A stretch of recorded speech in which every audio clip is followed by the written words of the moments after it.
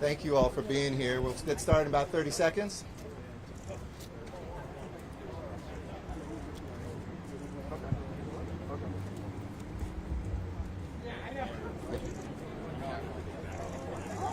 Okay, great, super. Okay. Can y'all hear from this? I know that it doesn't sound like there's a speaker, but you guys okay? You can hear it too? Okay. I like the Hanukkah sweater. Happy Hanukkah.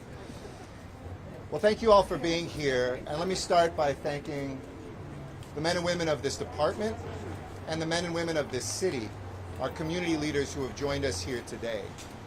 I'm Mayor Eric Garcetti, and it's been the honor of my life for the last 20 years to serve alongside my neighbors, to serve alongside the heroes that wear the badge of the Los Angeles Police Department, to be accompanied here today by our partners in law enforcement as well. But before we get started with kind of our general message, I want to start with a very specific one. News that I know many of you have already broke, that the suspect that has been arrested in the murder of Jacqueline Avant. Jackie Avant was a friend.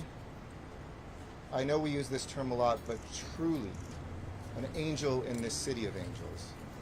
She and Clarence, Nicole, their daughter, I've known for many years and have seen and witnessed the way their generosity touched the lives and transformed the lives and even saved the lives of so many people in this city and in this country.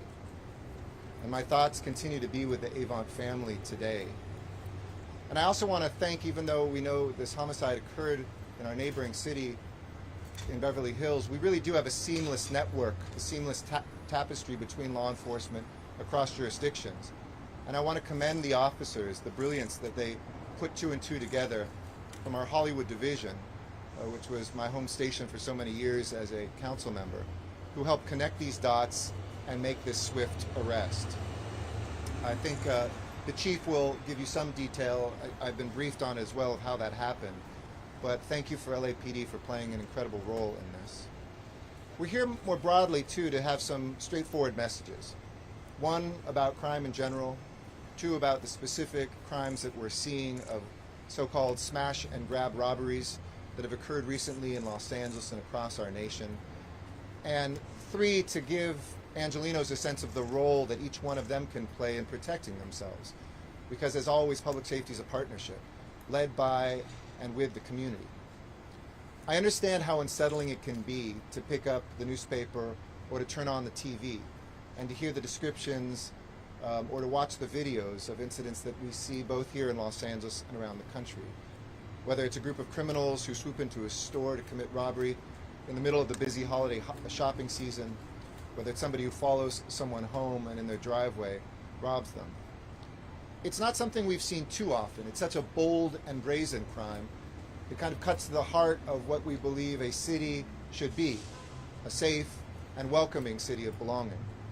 Here in LA, in just over a week, there have been 11 incidents. But hear this, especially anybody who would seek to commit these crimes, we've made 14 arrests connected to those incidents also in this past week. Our officers, with the resources they need, are out there to get the bad guys, to prevent smash and grab robberies from happening in the first place, and to ensure Angelenos and businesses that we can make sure that they and their businesses are safe. LAPD has been addressing resources with the support of myself and our city council to work the overtime, to have the shifts, and to make sure the strategic deployment of officers and the detective work to get to those who are behind these rings as well. We have extended patrols, we have strategic places that we're at, but we also, and this is that third point I want to make, needs the public's help. So often these days we live on these devices. Maybe you're looking at it when you shouldn't in the car, or you're on a walk and checking the latest text. And what we used to do as human beings, to look around, be aware of our surroundings, maybe wonder why that car is following us. We need you to put those screens down. We need you to protect yourself and to be aware of what's around you. We're acting fast to stop this in its tracks, and already we're producing results. But we don't want this to take away or be a distraction from our number one priority, putting an end to violent crime in communities that are heavily impacted by it. This isn't just about those places where people shop. It isn't just about beloved people whose success makes them known to us, like Jackie Avon. It's in every zip code, no matter what the income of that zip code is, no matter what the ethnic makeup of that.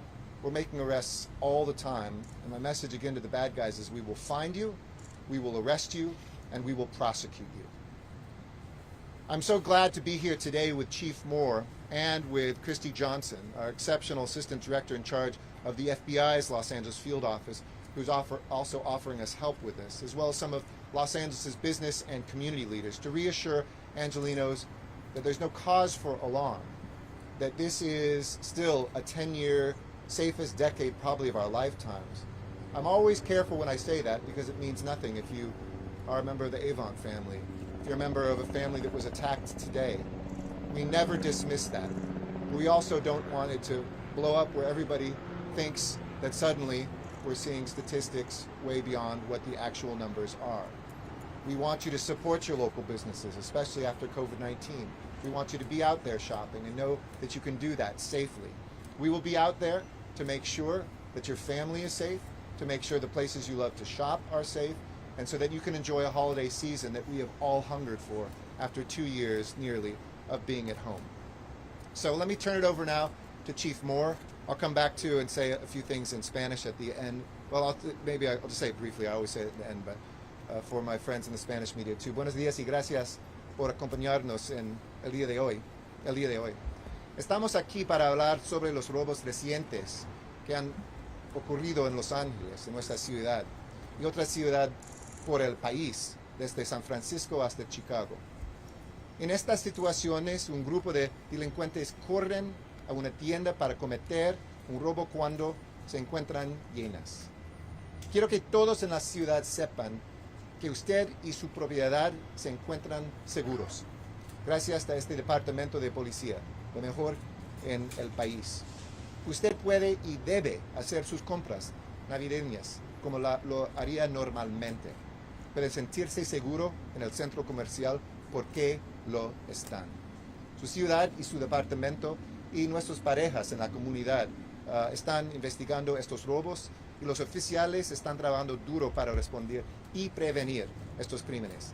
Tienes más de 14 personas que son los criminales en estos incidentes recientes y están en cárceles ahora.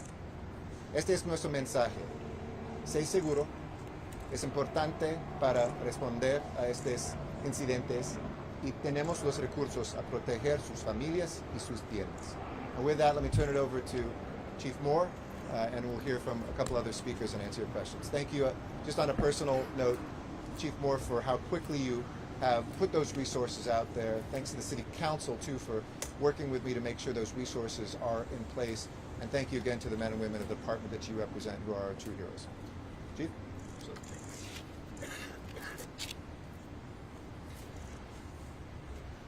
Mayor Garcetti, thank you for being here today and for your remarks, and for pointing out that community safety, public safety is a shared responsibility. And I want to thank every member of our business and stakeholder community here behind me. These men and women are here on their own time. They lead businesses and other obligations behind to stand here united with the senior staff of the LAPD, as well as with the director here for the Los Angeles office for the FBI, for the retailers here in Los Angeles, so that we communicate clearly, as the mayor has said, about the message today, which is a message of prevention, a message of not allowing or tolerating this type of bold and reckless actions of these burglaries and robberies, and that there are consequences for those individuals who are tempted to engage in this type of conduct. And lastly, to our public, that our shopping centers, our retailers, our city areas are safe and safe for you.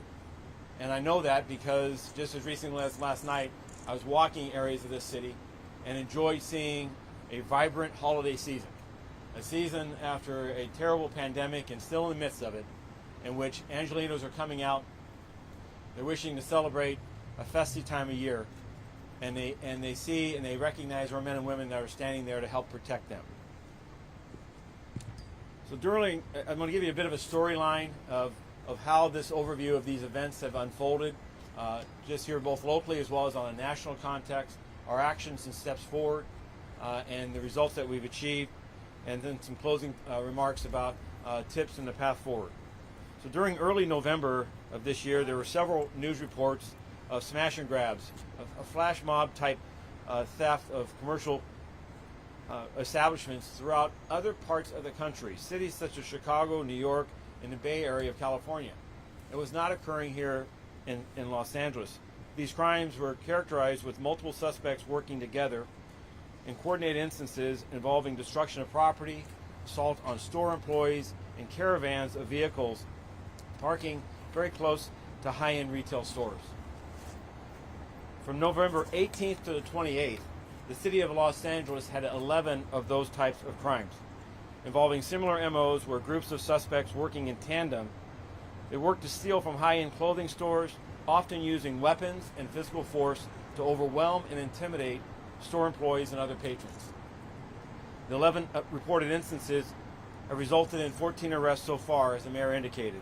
Of the 11 instances, 6 occurred in the western portion of the city, Operations West Bureau. Deputy Chief Blake Chow is here representing those areas of the city.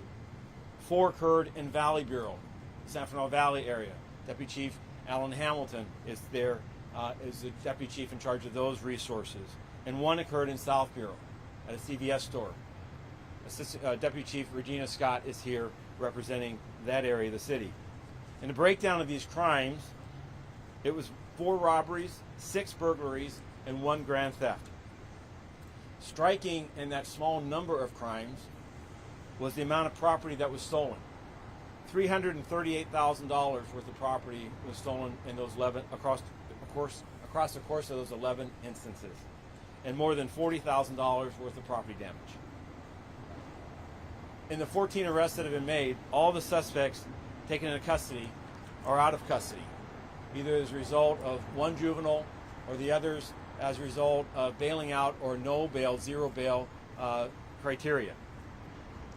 In the sequence of events beginning in early November, where it described it occurring in other parts of the state, I had conversations with Chief Bill Scott from San Francisco, with the Chief Superintendent in Chicago, and Ron Shea, the Commissioner in New York, to understand what were the dynamics and where and how was it occurring and what were their efforts.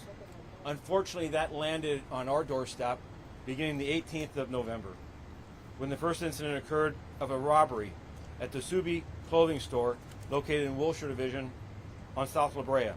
Their property loss was $10,000. The suspects involved in that incident are still outstanding.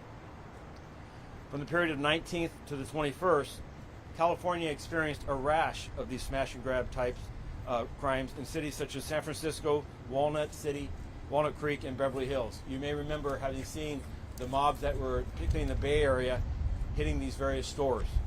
We paid close attention to those, and yet we were not seeing those activities here. That changed beginning the 21st of November when a burglary occurred at a cellular phone warehouse located in North Hollywood Division.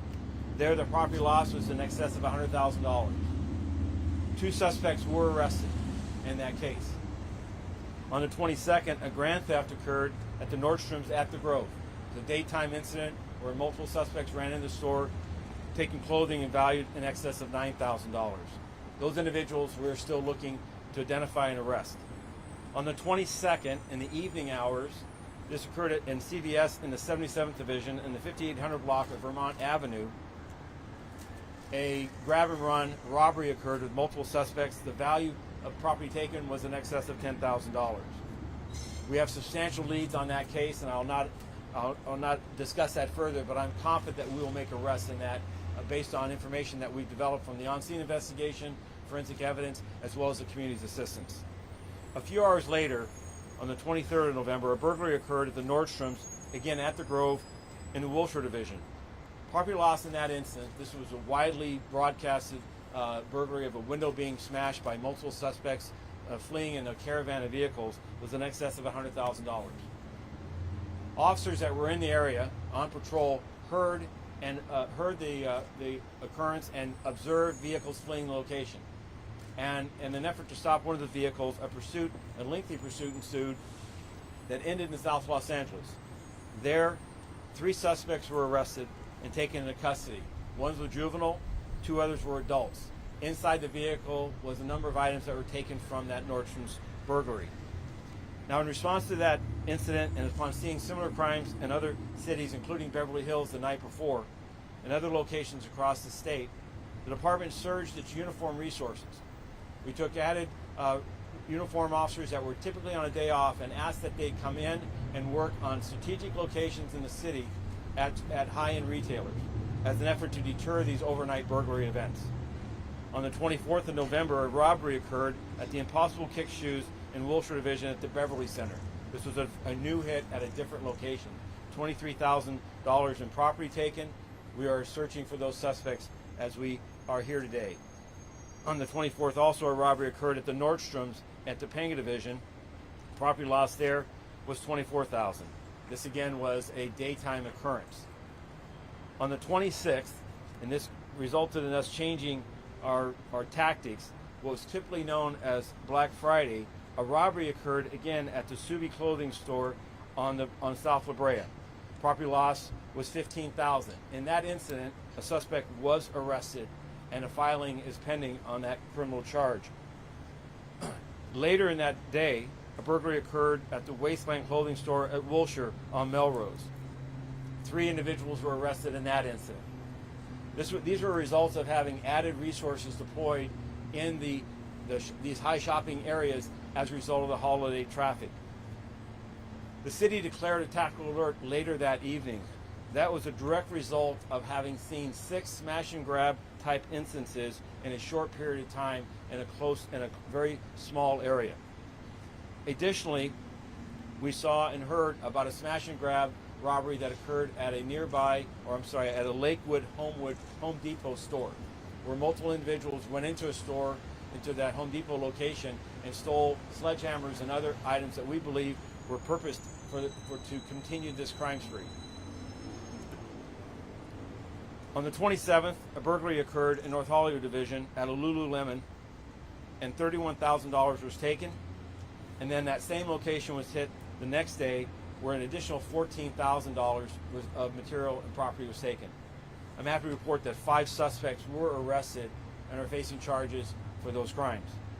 LAPD's response to these instances have been swift, and we're here today to reassure the public that we'll use all of our available resources to arrest individuals involved in these violent and dangerous crimes and bring them before the criminal justice system. We're pursuing all investigative leads as we seek to identify and arrest outstanding suspects. The rash of these smash and grab type crimes have placed community members and store employees in significant danger due to the violence that's associated with them. And as troubling is how traumatic this has been on the psyche, on the mentality of our retailers, on store employees, as well as the shopping public and the community at large. Just last night I was walking through some retail areas, and we had a couple of officers that were with us.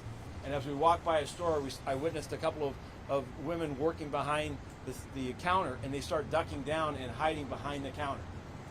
And they were scared because they saw a group of police officers and they thought something was going on in relationship to what's happened most recently. And while these are only 11 instances in a city of 4 million, a region of 10, the impact on the larger population cannot be understated. We can't allow it to be understated. The declaration of the tactical alert, the visible deployment of uniform officers, and the allocation of more than 2,000 hours of additional overtime have provided us with the resources that I'm happy to report that at this early juncture has stemmed this practice. As of this last weekend, we've seen multiple instances in which We believe the actions of the added presence of both store security personnel as well as ourselves and a uniformed presence has deterred people from further victimizing stores and committing these acts. The LAPD is grateful for its law enforcement partners. We've worked collectively with Santa Monica PD on the night of Black Friday, where they saw a caravan of vehicles outside of the mall. And as they stepped out, the security personnel stepped outside to identify them and they fled, they reached out to every law enforcement agency in this region through the JRIC to communicate that incident. I want to thank the Sheriff's Department that as the Lakewood event occurred, again, communication was swift and immediate that allowed all of us to lean forward and understand the incident and to take protective measures to ensure the public safety. Going forward, what we're asking the community members to do is to be watchful. And as the mayor indicated, get our heads out of our phone, to watch our surroundings and be mindful of the challenges that we face today. If you observe a smash and grab crime in progress, please call 911. Do not take action. Do not try to interrupt or interfere with the individual's actions. Observe from a safe distance. Provide information. Get law enforcement resources there. No one's life is worth a piece of property. Additionally, we know that there are community members that we believe know who's been involved in these instances. And you can report that anonymously through Crime Stoppers. You can report that by calling a police station, by talking with your senior lead. We're interested in understanding who's involved with this so we can stop further acts from occurring. We're also working closely with our commercial locations, our retailers, to mitigate these instances. And I'm happy to report that I've seen added security measures. I've seen them move property from the front of locations by securing it with more secure means, by ensuring their customer service is improved, and I believe that that's having a deterring effect.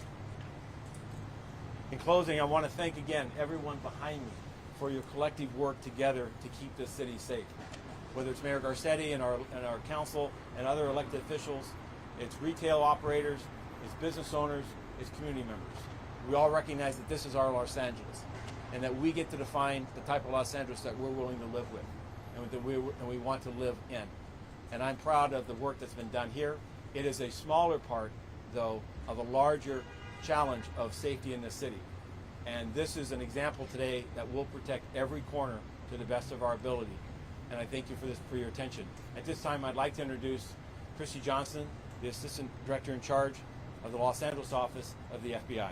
Christy?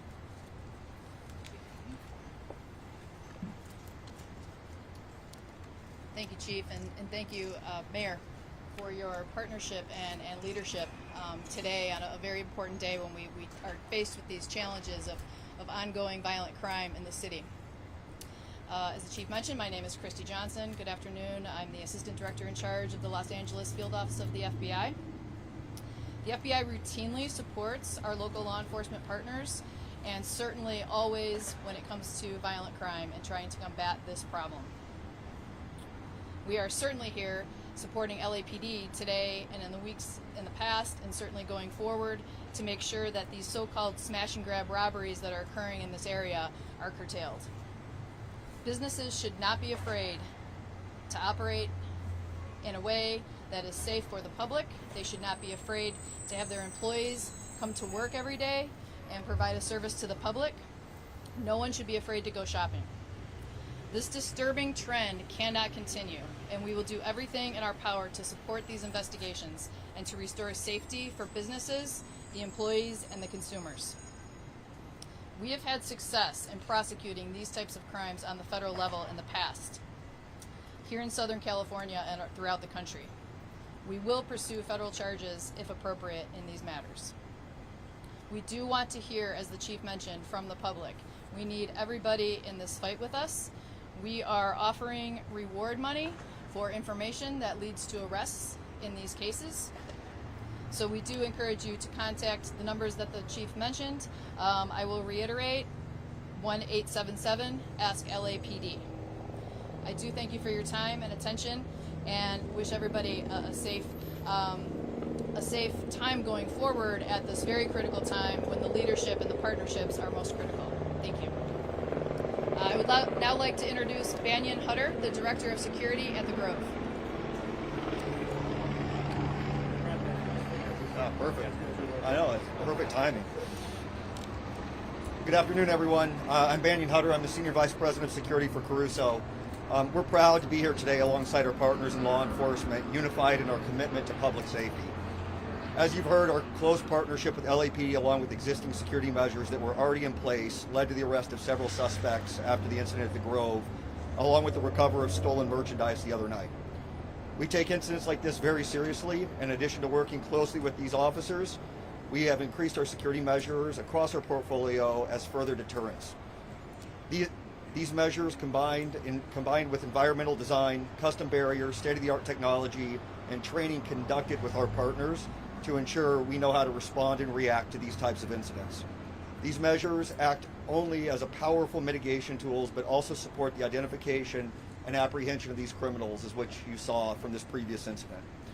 The safety and well-being of our guests, tenants, and employees remains our top priority, and we will continue to partner and support our law enforcement officers with everything we can in every way possible.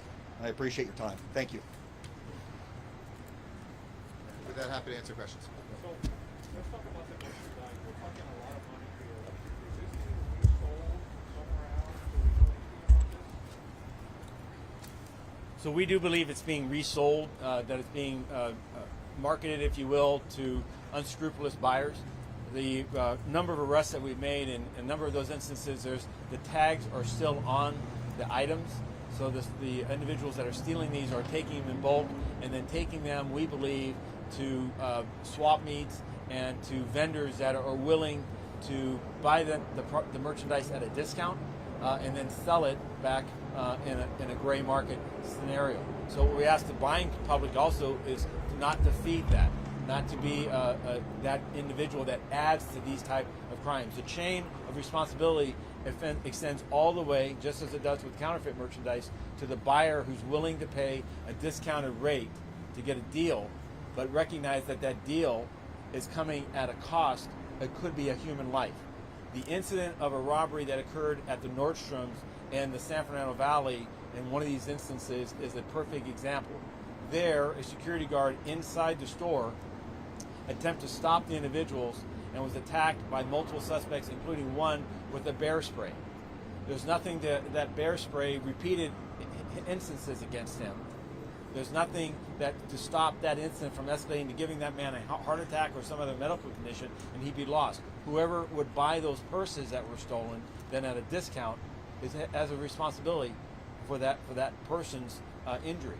We've seen these also escalate what's typically known as an Estes robbery into murder, where the store owner or keeper will attempt to stop the individual and they'll be shot and killed. There have been armed individuals in these assaults in the past. So please don't feed it as a customer, and as an individual buying this material, recognize that we're debriefing our suspects and we're finding out where they're selling their material. We're finding out both by their remarks and statements, but also by search warrants on their cell phones and other evidenceary track, the digital track that they leave behind.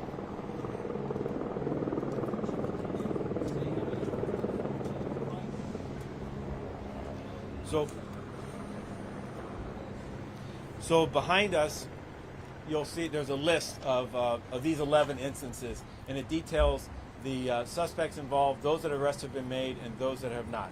We can identify the deputy chiefs for the areas of the city. They can provide you with the community bulletins of the outstanding suspects that we're still looking for and working on. The last item, as far as the reward monies go, I believe we're starting at $10,000. We'll be offering between $1,000 and $10,000, depending on the value of the information. I also want to lastly bring up Crime Stoppers. Crime Stoppers is an anonymous online. You can call LAPD and also will connect you to them. They'll provide you with a control number. You provide the information. We follow up if we make an arrest, and as we make arrests, reward monies are then routed back to you anonymously, so that you do not have to identify yourself in order to be a contributor to identify those persons responsible. Chief, you mentioned that the suspects who were arrested had been released for different reasons. When we talk to people in the street,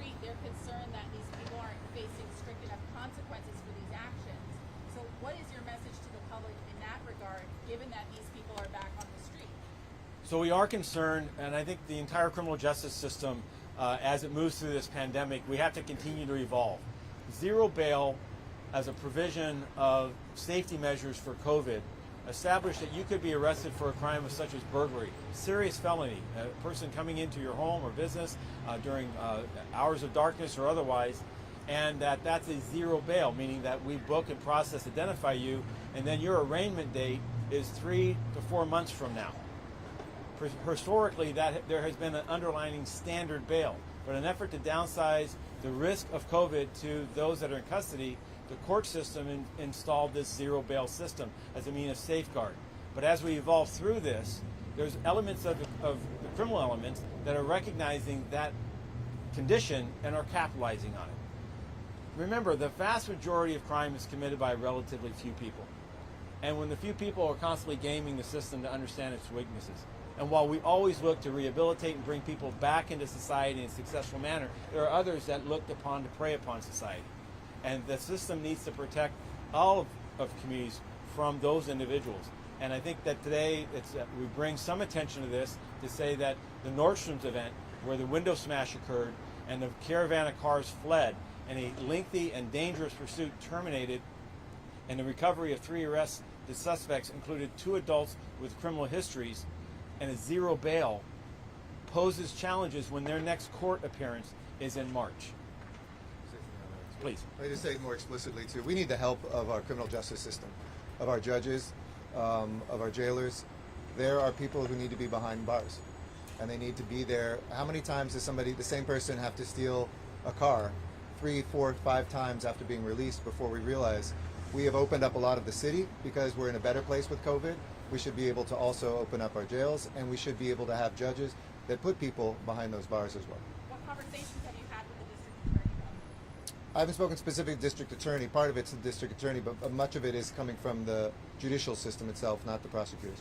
Mayor, I'm Can I come back to that? We'll see if there's. I'm going to see if there's anything else on this first. And I'll be happy to talk to you. It's good to see you, by the way, Hal. I hope you're doing okay. Anything else? How are the crimes with large numbers being organized, like with large numbers of suspects? Media, is it gang related? Is there So the question was, how are these being orchestrated or organized? Frankly, the phones today, social media, the network of people that text and stream just as you do, they organize themselves in that fashion, and that's how they're communicating. They're out. They send scouts out looking for police, looking for security officers, looking to understand where those targets that are vulnerable. They communicate that to others, and then they descend on a location. And so this is done, utilizing modern tools today. The underlying group so far, the connectivity has been primarily what we found is from a smaller neighborhoods in South Los Angeles, in the smash and grab area. The arena has been relatively a tight group of individuals that have some association, at least in location, to each other. Unlike the follow home and follow off bandits, which that series appears to be more of a popular MO than a group of people that are known to each other. Are you saying there's a connection among the incidents? And when we look at the arrestees, the briefing I have had is that their involvement in criminal activity in the past has identified them also in street gang activity that identifies some connectivity one to another. With all of them? Not all of them, but a portion of them.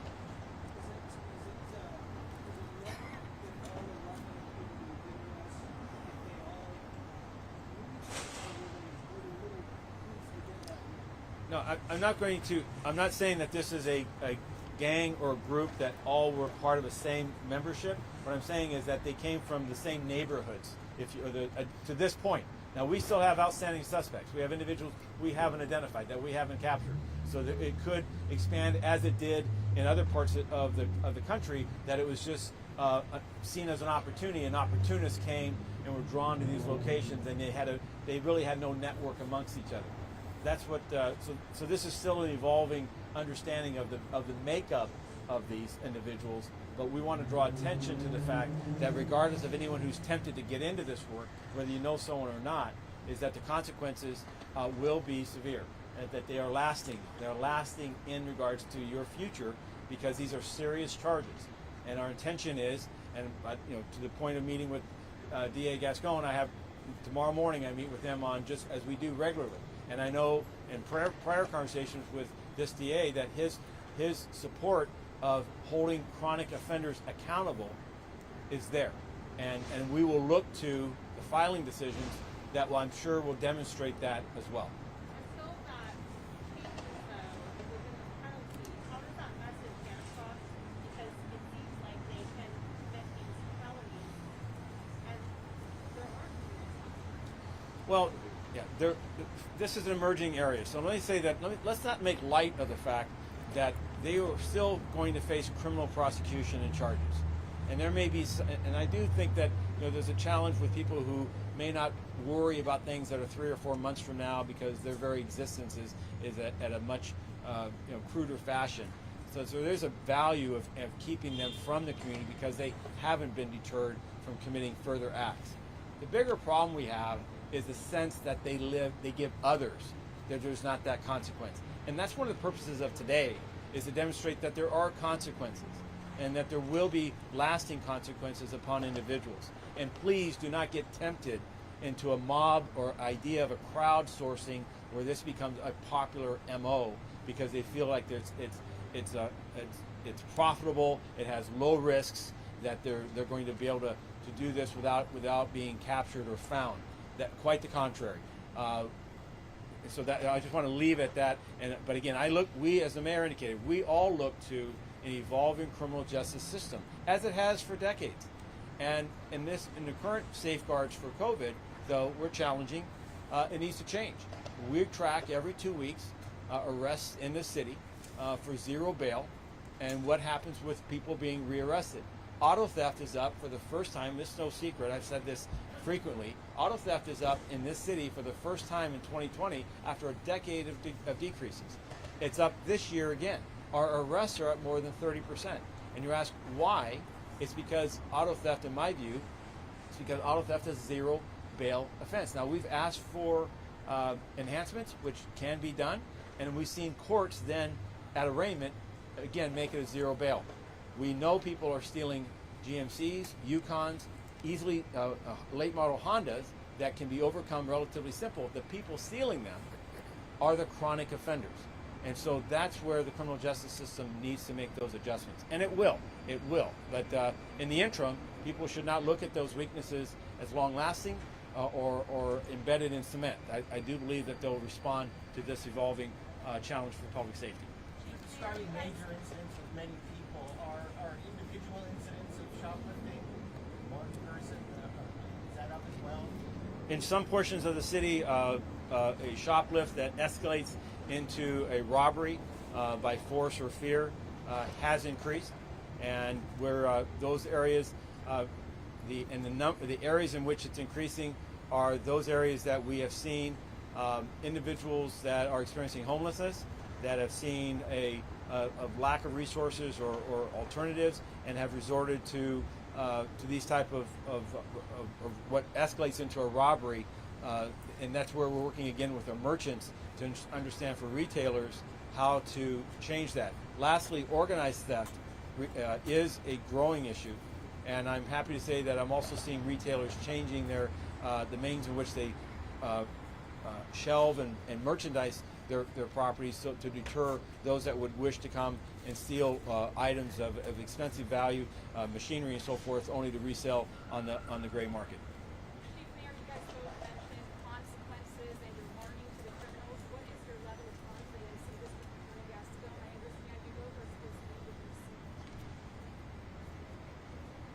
with your level of confidence. Critics. Yeah, I don't know of a meeting coming up, but I'm always happy to communicate with him.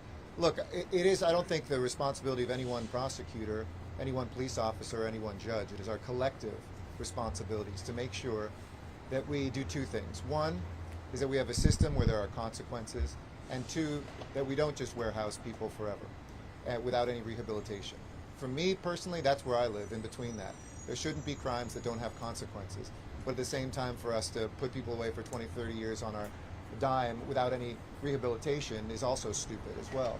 So I expect, and I would hope that each of our line prosecutors, I'm the son of a, as you know, prosecutor, would take these things seriously, would look at consequences, and that we would look at a jail system that actually helped people emerge from that, and if they don't, that they pay the price, that they spend time. Mr. Mayor, obviously robberies are down. Everything's down except for auto theft. Yep.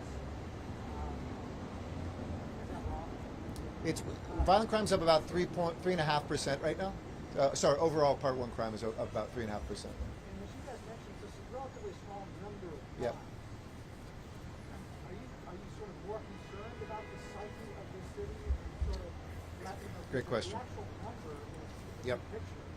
Well, I think you caught the nuance of my message, which is it's just such a difficult thing to communicate. I think whether you're a chief of police or a mayor, to tell people not to be overly worried, but to be aware and to be sympathetic for somebody who's been the victim of a crime. I had to contain all three of those. The Avant family, is devastated. And there's other families in this city, as we look at the number of homicides that have happened, that will never be reported on because it's not somebody as famous who are devastated.